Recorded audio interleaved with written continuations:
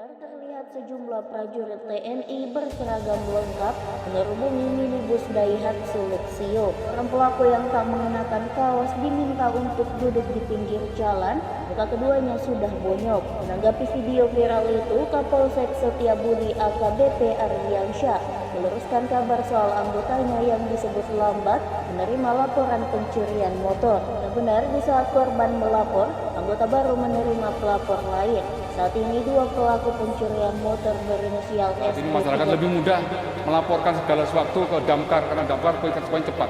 Dan dengan perubahan oktal misalnya 10, harapan kami setiap pengaduan masyarakat bisa direspon di bawah 10 menit. Kemudian yang menjadi public complaint seperti yang tadi disampaikan oleh Pak Rano bahwa masih banyak masyarakat komplain terkait dengan masalah pelayanan publik. Etalase pelayanan publik kami itu ada di SPKT. Oleh karena pelayanan publik itu bagian terpenting yang harus kami lakukan. Wakapolri, Komjen Pol Dedi Prasetyo mengakui bahwa masyarakat saat ini lebih memilih menghubungi pemadam kebakaran atau damkar ketika membutuhkan respons cepat ketimbang melapor melalui layanan kepolisian. Menurut Dedi, hal tersebut disebabkan oleh lambatnya Quick Response Time di Sentra Layanan Kepolisian Terpadu atau SPKT. Sebab standar internasional menetapkan waktu tanggap ideal di bawah 10 menit, sementara Polri masih berada di atas angka tersebut. Indonesia, negara hukum yang menjamin hak asasi manusia dalam konstitusinya, namun di balik jaminan itu banyak ribuan laporan masyarakat menggambarkan kenyataan pahit pelayanan kepolisian yang justru melukai hak warga negara. Berdasarkan data Ombudsman, Polri menjadi lembaga paling banyak diadukan masyarakat soal pelayanan publik.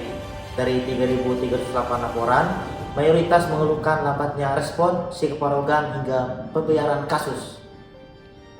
Kasus viral di Setiabudi, Jakarta menjadi contoh nyata seorang warga kehilangan motor. Namun, Polsek Setiabudi lambat merespon. Akhirnya, anggota TNI yang turun tangan menangkap pelaku. Bukan hanya satu kasus, media seperti tirto.id dan asumsi.co mencatat 1.150 laporan, menjadi bukti buruknya pelayanan Polri. Padahal, Pasal 28H UUD 1945 menegaskan setiap orang berhak mendapatkan pelayanan publik yang memenuhi standar kebutuhan hidup yang layak. Ketika polisi gagal melindungi, itu bukan sekedar pelayanan buruk. Ini pelanggaran HAM berbasis layanan. Korban kejahatan yang dilupakan mengalami trauma ganda seperti kehilangan harta, lalu kehilangan kepercayaan pada negara. Studi Media Indonesia menunjukkan 68% pengadu merasa tidak didengar oleh polisi. Padahal KUHP pasal 422 mewajibkan aparat menindaklanjuti setiap laporan. Lalu, apa yang salah? Ombudsman RI meresap reformasi Polri, tapi perubahan berjalan dengan lambat. Masalah struktural menjadi biang keladi, minimnya pelatihan SDM dalam penanganan masalah dan relasi publik, lemahnya pengawasan, dan budaya kekuasaan yang menguras etika. Polri sering mengabaikan perbaikan, tapi data berbicara lain. Tanpa evaluasi menyeluruh dan sanksi tegas bagi anggota yang abai, masyarakat akan terus menjadi korban. Namun, tidak adil jika hanya menyorot kegelapan. Ada upaya dan potongan wajah lain. Layanan pengaduan Propam yang mulai diakses dan yang terpenting masih ada anggota polisi di lapangan yang bekerja tulus dengan integritas. Tetapi, upaya itu tidak cukup. Diperlukan perubahan sistematik, pengawasan yang lebih independen dan kuat dari Kompolnas, Komnas HAM, dan masyarakat sangat krusial.